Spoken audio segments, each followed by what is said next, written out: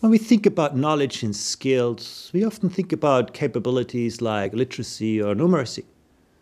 But to succeed in life and at work, things like perseverance, empathy, courage, or leadership are often equally important. Experts call those capabilities social and emotional skills. Social and emotional skills help us to do better academically, to do better in the workforce, and to be more successful as entrepreneurs. They also help us to play more positive roles in our communities at local and at global levels. Social and emotional skills can reflect people's underlying attitudes and values. People with well-developed social emotional skills take responsibility for their actions. They think about their impact on others, and they care about others. These are the people we want to work with, have in decision-making roles that affect us, have as our neighbors, teach our children, and care for us in our families when we are sick or vulnerable. While social and emotional skills matter a lot now, they're going to even matter more in the future. Technology, automation, and globalization are changing the nature of work along with the skills that are needed. People who are well equipped with a broad range of skills will find that liberating and exciting. But those without the skills to adapt, to cope with uncertainty, to learn new things, and to get along with others and generate solutions, they're really going to struggle.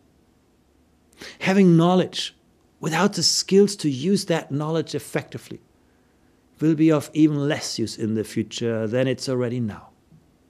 Social and emotional skills are also needed to tackle the social issues that many of our communities and regions face. Respect and tolerance are foundations for functional communities. And communities that place a high value on collective well-being build stronger, safer, and more vibrant places to live and to work. For a long time, social and emotional skills were considered to be fixed at birth and depending on the family you come from. And that's why some people call them personality traits. But we now know better. They are learned, first in the home, then at school, in sporting and community activities, and in the workplace. And they can continue to develop, especially in adolescence, but also in adulthood. That differs from cognitive skills where our capacities are largely set in the early years of home and early education, and where they become increasingly difficult to shift towards the end of our schooling years. Try to learn a foreign language in your 60s and you're going to find out. Many education systems now intentionally try to foster strong social and emotional skills among their students. Children and young people need to have those skills to thrive and grow into happy, well-adjusted people who pursue their dreams and contribute positively to their communities. This is a real shift from the industrial approach to education of the past. And it's a shift that every education system will need to make to be well positioned for the world of the future. That's why the OECD prioritized this area of student development some years ago. Now we have a number of countries who want to work together with us on this, to learn about how to best develop those skills amongst children and young people and how they can improve their education systems to do that.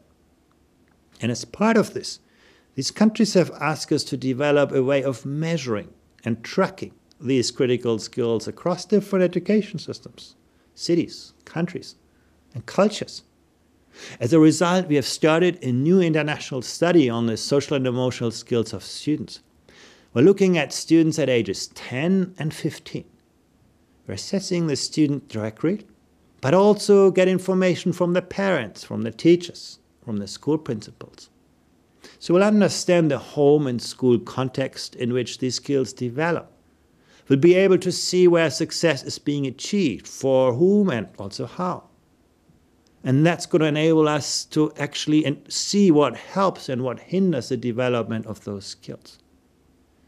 And it will help these systems to make improvements, to support children and young people to have a better chance at developing those skills that will affect their futures.